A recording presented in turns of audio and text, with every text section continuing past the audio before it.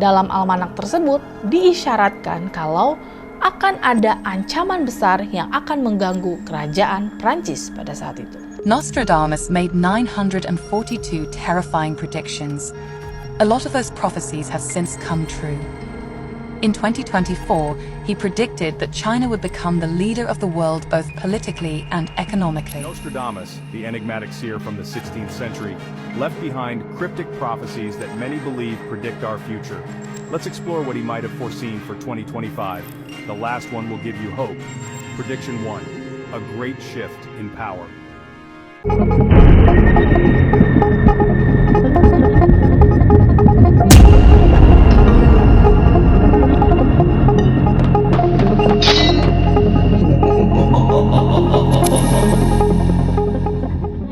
Sang peramal fenomenal dari keturunan Yahudi. Ramalan Nostradamus. Kira-kira ada nggak ya ramalan dari Nostradamus ini mengenai yang akan terjadi di tahun 2024 ini? Dan apakah ramalannya Nostradamus meyakini kalau kiamat sebentar lagi?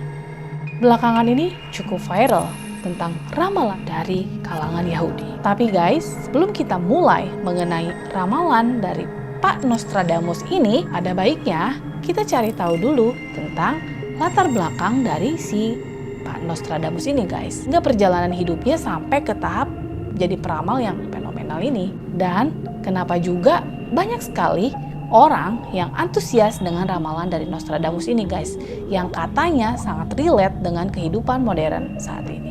Oke guys, sebelum kita lanjut ke pembahasan tentang Nostradamus ini, jangan lupa untuk support aku dulu dengan cara like, komen, dan subscribe. Secara garis besar, Nostradamus adalah seorang astrologer dan fisikiawan asal Prancis yang hidup di abad ke-16, di mana ia sering membuat ramalan-ramalan yang cukup fenomenal dari semasa hidupnya hingga setelah kematiannya. Nostradamus lahir pada tanggal 14 Desember 1503 di Saintes, Provinsi Prancis Selatan. Nama lahirnya adalah Michel de Nostradam. Ia adalah salah satu anak dari 9 bersaudara. Ayahnya bernama Jaume de Nostradam dan ibunya bernama Reine, yang masih memiliki darah keturunan Yahudi, dan ibunya adalah seorang pedagang dan notaris paruh waktu. Sang kakek bernama Guy Gassonet. Ia masuk ke agama Katolik, lalu kemudian keluarganya semua berganti nama. Sebagai langkah untuk menghindari persekusi pada zaman Linguistien. Pada masa kecilnya, Nostradamus ini sering diajarin oleh kakeknya tentang sastra Latin, sastra Yunani, bahkan sampai matematika. Dan Nostradamus termasuk dalam golongan orang-orang yang jenius pada saat itu. Tapi banyak juga loh yang percaya kalau Nostradamus ini diajarin juga sama kakeknya tentang ilmu-ilmu atau ritual-ritual kuno dan ilmu astrologi.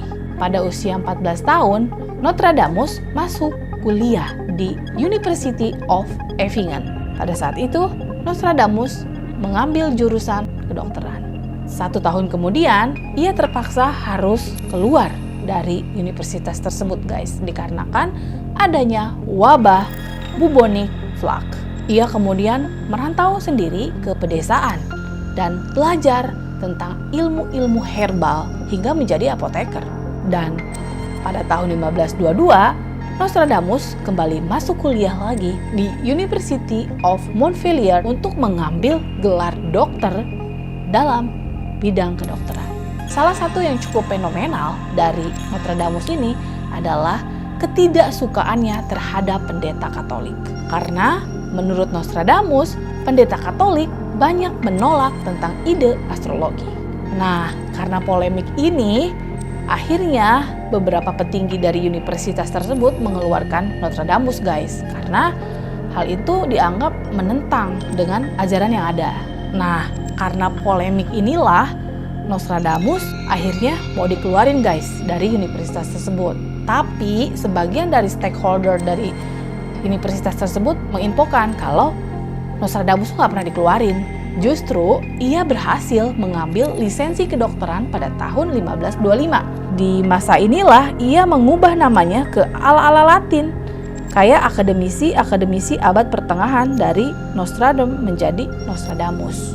Gitu ceritanya guys. Beberapa tahun setelah ia mendapatkan gelar dan lisensi kedokteran, ia mulai berkeliling menuju kota Prancis, Italia untuk mengobati pasien-pasien yang kena wabah Black Death pada saat itu.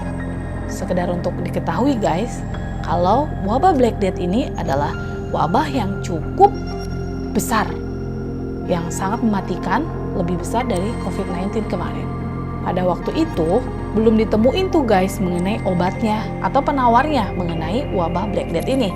Akhirnya, dari masing-masing dokter, termasuk Nostradamus, punya ramuan-ramuan atau ritual-ritual khusus untuk mengobati pasien-pasien tersebut. Di antaranya, ada yang pengobatan yang menggunakan ramuan dari merkuri, ada juga yang mengeluarkan darah dari pasiennya, bahkan ada juga yang ritual menyelimuti tubuhnya dengan jubah yang dilumuri oleh bawang putih. Nah, itu terjadi pada zaman wabah Black Death pada saat itu guys. Tapi si Nostradamus ini beda guys sama dokter-dokter lain yang pada saat itu mengobati pasien-pasien wabah Black Death. Nah, dia ini bikin terobosan baru di mana pengobatannya itu lebih kepada menanamkan kesehatan, menanamkan hidup yang bersih kepada masyarakat-masyarakat yang terkena wabah Black Death gitu, yang masih hidup ya tentunya pada saat itu gitu. Kayak misalkan minum vitamin, terus makan makanan yang sehat, terus yang satu lagi adalah memindahkan mayat-mayat yang sudah terinfeksi oleh wabah tersebut jauh-jauh gitu dari tempat yang masih dihuni pada saat itu oleh yang masih hidup kayak gitu. Nostradamus juga membuat ramuan yang bernama Roseville. Roseville ini terbuat dari buah Rosifis yang kaya akan vitamin C dan untuk mengobati gejala-gejala penyakit umumnya. Jadi sebenarnya nih guys, si Nostradamus ini dia lebih kepada mengajak orang-orang yang masih hidup kala itu tuh untuk hidup bersih, minum vitamin, terus makan makanan yang rendah lemak, makan makanan yang sehat, dan menyingkirkan mayat-mayat yang sudah terinfeksi pada saat itu. Hasil dari metodenya si Nostradamus ini akhirnya kesehatan para pasien-pasien yang tadinya sudah mau meninggal dan sudah terinfeksi akhirnya bisa terselamatkan dan hidup lagi guys gitu, dan tingkat kesehatannya itu jauh lebih meningkat pada saat itu. Karena jumlah pasien yang sehatnya meningkat pesat dan dia jadi terkenal, akhirnya Nostradamus itu dapat bayaran dari beberapa warga sekitar. Dia dapat bantuan finansial karena merasa keluarganya itu bisa selamat, bisa sehat dari pertolongan dari Nostradamus ini guys. Kemudian Nostradamus ini akhirnya menikah dan ia mempunyai 2 orang anak. Nah, tapi pada tahun 1534 istri dan anaknya meninggal dunia yang diakibatkan kemungkinan karena wabah ini guys. Jadi Nostradamus itu kan kerjanya keliling dunia, traveling dari Italia ke pelosok-pelosok Prancis untuk mengobati orang-orang yang kena wabah Black Death ini. Tapi dia lupa sama anak dan istrinya. Ternyata mereka malah kena duluan guys dan tidak terselamatkan saat itu. Nostradamus berkomentar pada patung keagamaan. Tapi komentar tersebut disalahartikan oleh sebagian orang. Bahkan Nostradamus dianggap melecehkan agama pada saat itu. Hal inilah yang membuat Nostradamus itu dipanggil oleh badan inkuisisi gereja atau kayak semacam memerangi aliran sesat seperti itu. Tapi si Nostradamus ini nggak peduli guys dengan panggilan dari gereja tersebut atau dari badan inkuisisi gereja tersebut. Ia malah pergi ke Turki, Italia, dan pelosok-pelosok Prancis untuk mendalami sekolah-sekolah kuno pada saat itu. Nah, karena Nostradamus itu sering mengunjungi sekolah yang berbau misteri, sekolah-sekolah kuno pada saat itu, dari sinilah guys muncullah sebuah keyakinan spiritual dari seorang Nostradamus ini. Salah satu legenda dari Italia mengatakan kalau Nostradamus pernah ketemu dengan sekelompok biarawan Pransiska pada saat itu. Kemudian Nostradamus meramal si kelompok dari biarawan itu kalau perkataannya pada saat itu adalah bahwa salah satu di antara mereka akan menjadi paus atau pemimpin gereja Katolik Roma. Itulah Paus Sixtus kelima bernama Felix Parete yang ditasbiskan pada tahun 1585 memenuhi ramalan Nostradamus. Ketika Nostradamus sudah cukup lama menghindari inkuisisi dari gereja, ia kemudian pulang lagi guys ke Prancis buat ngelanjutin praktek kedokterannya. Tahun 1547, Nostradamus pulang ke kampung halamannya di Solon de Provence dan menikah lagi dengan seorang janda anak 6 yang bernama Anne Forsyth. Di tahun yang sama juga, Nostradamus merilis 2 buku sains dan kedokteran buat nanganin korban wabah dan juga resep ramuan-ramuan lainnya. Beberapa tahun ia menetap di Solon, justru ia semakin menjauh nih dari ilmu medis dan ia lebih dekat dengan sisi okultismenya saat itu. Bahkan ada catatan yang mengatakan kalau Nostradamus itu sering banget nih guys meditasi berjam-jam di depan akuarium yang berisi ramuan-ramuannya. Katanya meditasinya ini sering menghasilkan trance atau kesurupan dan ngasih banyak penglihatan kepada Nostradamus tentang yang akan terjadi di masa depan. Catatan tulisan Nostradamus inilah yang menjadi almanak yang pertama. Kemudian tulisan ini dipublikasikan dan jadi booming di kalangan masyarakat. Untuk menyebarluaskan nama Nostradamus ke seluruh penjuru Prancis, ini bikin dia terkenal dan dorong dia untuk mempertajam penglihatannya. Almanak inilah yang kemudian disebarluaskan ke masyarakat Prancis pada saat itu, termasuk ke pedesaan-pedesaan atau ke golongan-golongan yang sekiranya sangat mempercayai tentang ramalan-ramalan Nostradamus. Nah, inilah yang ngebuat Nostradamus ini semakin terkenal dan fenomenal mengenai ramalannya. Tahun 1554, penglihatan dari Nostradamus ini menjadi sumber utama penghasilannya saat itu. Maka dari itu, Nostradamus mulai memutuskan untuk menggunakan semua energinya dalam proses ramalan-ramalan yang akan ia tulis. Bahkan katanya ramalan-ramalannya itu diberi nama kontris oleh Nostradamus. Dia berencana nulis 10 seri di mana isinya adalah 100 prediksi dalam 2000 tahun ke depan. Di saat inilah dia sudah benar-benar ninggalin dunia kedokterannya. Ia merilis buku berjudul Les Prophecies atau The Prophecies, yaitu koleksi dari prediksi jangka panjang Nostradamus. Tapi perlu diingat juga kalau isu kepercayaan pada masa itu sangat ditentang oleh gereja. Dan Nostradamus sadar kalau tulisan-tulisannya itu nanti akan jadi persekusi lagi oleh kalangan gereja. Nah, dari situ karena Nostradamus ini takut dia kena persekusi lagi oleh gereja atau sama gereja, akhirnya dia bikin tulisan-tulisan ramalannya itu dalam bentuk atau bahasa Latin. Ada dalam bahasa Latin, bahasa Yunani, dan bahasa-bahasa lain yang ia campur-campurkan guys. Bahkan tulisan ramalannya itu barisnya itu dia kayak puisi gitu, jadi 5 baris, 5/5 atau 3/3 supaya tidak terkesan itu adalah buku ramalan gitu. Meskipun banyak yang menentang mengenai ramalan dari Nostradamus ini guys, nyatanya banyak juga loh yang percaya banget sama ramalan Nostradamus ini.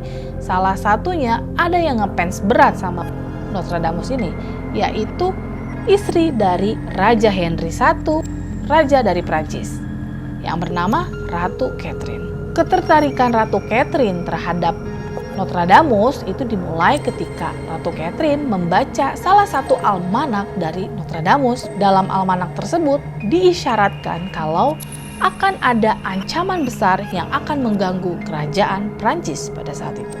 Nah, dari situlah Ratu Catherine sering ngajak Nostradamus untuk datang ke kerajaannya, terutama untuk melihat dan memprediksi kejadian-kejadian di masa depan. Kemudian pada tahun 1556, Nostradamus pun mulai ngejelasin tentang ramalannya mengenai ancaman kerajaan Prancis pada saat itu.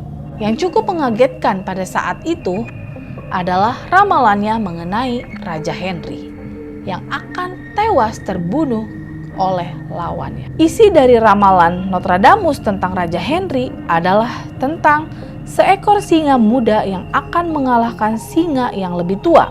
Dalam arena pertarungan, sang singa muda akan nusuk mata sang singa tua dan sang singa tua itu akan mati mengenaskan.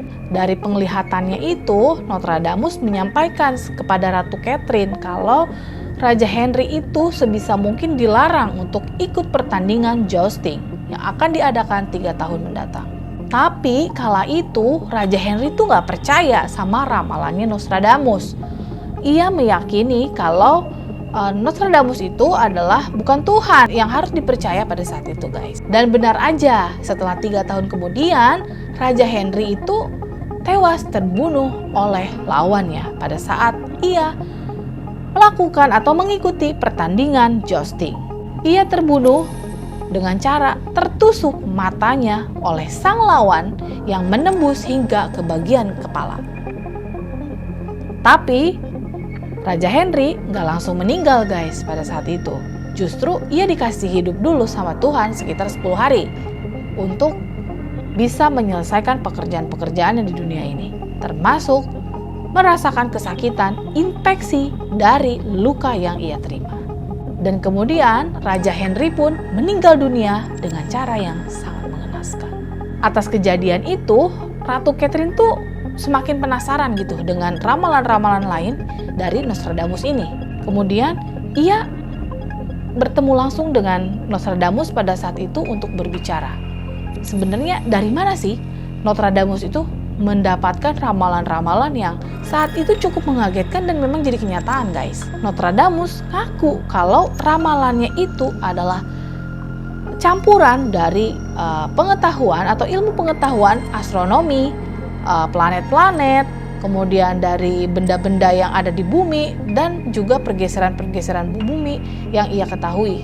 Itu, guys. Jadi menurut si Nostradamus ini, penglihatannya itu murni dari hitung-hitungan yang ia campur adukan dari berbagai ilmu. Seperti itu sih, guys, kurang lebihnya.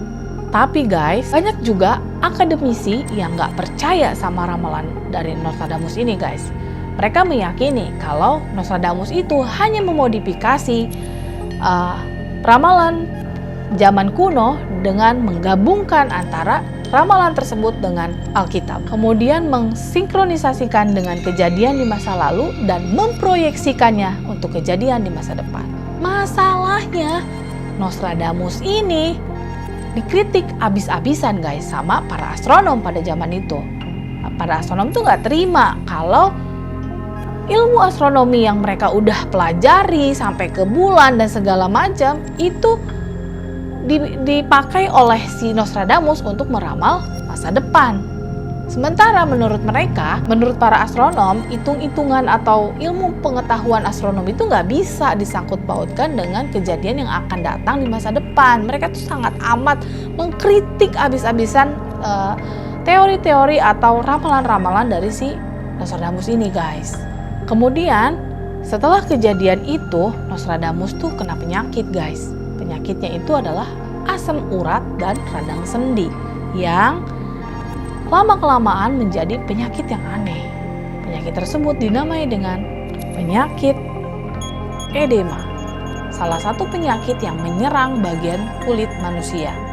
Nah, ciri-ciri dari penyakit edema itu terdapat cairan atau gumpalan-gumpalan di setiap bawah kulit manusia dan di setiap rongga-rongga tubuh manusia, gitu, guys. Tanpa pengobatan yang tepat dan penanganan yang tepat, penyakit ini tuh bisa buat gagal jantung, guys, dan bahkan bisa mematikan saat itu juga. Nah, pada tahun 1556, Nostradamus tuh manggil pengacaranya untuk bikin surat wasiat. Nah, surat wasiatnya itu banyak sekali yang ia tulis, terutama untuk istri dan anak-anaknya. Dan tepatnya pada tahun 1566 atau pada tanggal 1 Juli 1566, Nostradamus memanggil sekretarisnya untuk masuk ke ruangannya, dan Nostradamus di situ mengatakan kepada sekretarisnya kalau engkau atau Anda tidak akan menemui saya hidup-hidup setelah matahari terbit. Benar saja, guys, pada saat keesokan harinya si sekretaris itu masuk ke dalam kamar Nostradamus. Dan benar ditemukan kalau Nostradamus itu sudah tidak bernyawa di samping tempat tidurnya. Dan sampai sekarang ramalan Nostradamus itu masih menjadi perdebatan di kalangan masyarakat dunia, guys. Banyak sekali orang yang gak percaya, banyak orang juga yang percaya. Nah, kalau yang gak percaya itu lebih kepada mereka tuh bilang kalau bisa aja nih yang ditulis oleh Nostradamus itu emang yang udah dia alamin, karena kan dia hidup di dunia itu lama ya, dan pada saat dia hidup, pada saat itu kan dia banyak ngelewatin permasalahan kehidupan seperti banjir, kemudian perang, penjajahan, wabah dan segala macamnya, guys. Ya, bisa saja tulisan ramalan dari Nostradamus itu memang menggambarkan kejadian pada saat itu. Itu menurut sebagian orang yang nggak percaya tentang ramalan. Tapi hal itu nggak berguna untuk orang yang mempercayai atau ngefans banget sama si Nostradamus ini, guys. Bahkan nih, para antusias tersebut tuh bilang kalau Nostradamus tuh udah pernah ngeprediksiin atau ngeramalin tentang kejadian COVID-19 loh. Dan mereka sangat yakin kalau ramalan Nostradamus itu untuk COVID-19 pada tahun 2020. Bunyi ramalan dari Nostradamus terhadap COVID-19 itu adalah di dekat gerbang dan di antara dua kota akan terjadi dua bencana yang belum pernah terlihat sebelumnya. Kelaparan di tengah wabah, orang-orang terkelungkung di dalam kurungan baja menangis kepada Tuhan yang agung dan abadi untuk meminta kelegaan. Para antusiasme dari Nostradamus itu bilang kalau syair itu tuh sangat amat mirip dengan kejadian COVID-19, guys. Pada awal-awal terutama, banyak yang kelaparan, banyak yang terkena wabah penyakit, bahkan ekonomi hancur pada saat itu, dan itu sangat relate dengan syair yang dibawakan oleh Nostradamus. Nah, berikut ini adalah beberapa ramalan dari Nostradamus yang diyakini sudah terjadi. Ya guys, yang pertama adalah kebakaran hebat di London. Para antusias dari Nostradamus mengklaim kalau Nostradamus tuh udah ngeramal kejadian kebakaran London itu yang terjadi pada tahun 1666. Gitu guys. Hanya dari satu tulisan yang ditulis oleh Nostradamus yang berbunyi, darah orang benar akan melakukan kesalahan di kota London, terbakar oleh petir dari ke-23 sang enam. Sang wanita tua itu akan jatuh dari tempat tingginya. Beberapa orang dari sekte yang semu akan terbunuh. Tapi guys, yang cukup bingung adalah dari mana ya orang-orang itu tahu kalau tulisan dari Nostradamus itu untuk kebakaran London? Kan banyak kebakaran-kebakaran di negara lain. Berikutnya adalah peristiwa bom Hiroshima dan Nagasaki. Para antusiasme dari Nostradamus bilang kalau Nostradamus itu udah ngeramal jauh-jauh hari mengenai bom tersebut, guys. Ramalannya yang berbunyi seperti ini. Di antara dua kota akan ada momok yang sama sekali belum pernah dilihat sebelumnya. Kelanjutan syair ini menggambarkan suasana yang semakin mencekam. Orang-orang akan hidup dalam sengsara wabah dan orang-orang dilahap oleh logam.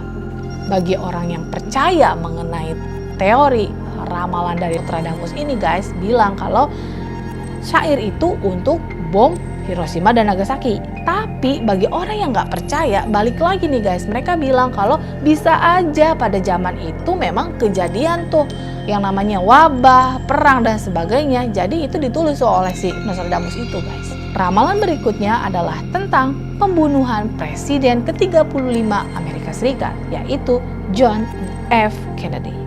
John F. Kennedy meninggal pada tahun 1963. Saat itu ia ditembak oleh sniper misterius yang tidak diketahui siapa sebenarnya ia. Nah, berabad-abad sebelum kejadian John F. Kennedy ini, guys, ternyata katanya sang Nostradamus tuh udah ngeramalin mengenai kematian dari John F. Kennedy ini. Berikut adalah ramalan yang ditulis oleh Nostradamus untuk John F. Kennedy. Dari ketinggian, kejahatan akan menimpa pria yang hebat. Orang tak bersalah yang telah mati akan dituduh melakukan pembunuhan itu. Dan masih banyak lagi ramalan-ramalan dari Nostradamus mengenai dunia ini, guys, yang katanya diprediksi belum terjadi dan akan terjadi di tahun 2024 ini. Selain 3 ramalan yang tadi aku udah sebutin guys, ternyata katanya Nostradamus juga udah meramal sampai ke manusia yang mendarat di bulan, sampai ke perang Ukraina dan Rusia. Wow, hebat ya Nostradamus ini. Lagi-lagi guys, bagi orang yang nggak percaya sama teori ramalan dari Nostradamus ini, bilang kalau itu bisa aja cocok logi dari seorang Nostradamus. Tapi bagi orang yang ngefans banget sama ramalan Nostradamus, meyakini kalau ramalan Nostradamus ini belum sepenuhnya terjadi. Bahkan akan ada yang terjadi di tahun 2024. Apa itu? Wallahu a'lam bishawab. Tapi menurut kalian gimana guys? Apakah kalian percaya tentang ramalan-ramalan yang dituliskan oleh Nostradamus ini? Atau justru punya pandangan lain mengenai sang Nostradamus ini? Apakah ini murni adalah ramalan, penglihatan dari seorang Nostradamus, atau hanya cara untuk mendapatkan uang? Oke guys, cukup sampai di sini dulu pembahasan mengenai sosok dari Nostradamus ini beserta ramalan-ramalannya. Apa yang terjadi di masa depan adalah rahasia dari Tuhan. Maka kita sebagai manusia tidak bisa melangkahi itu. Oke guys, thank you for watching. Jangan lupa untuk komen sebanyak-banyaknya dan koreksi kalau aku salah. Oke, bye-bye.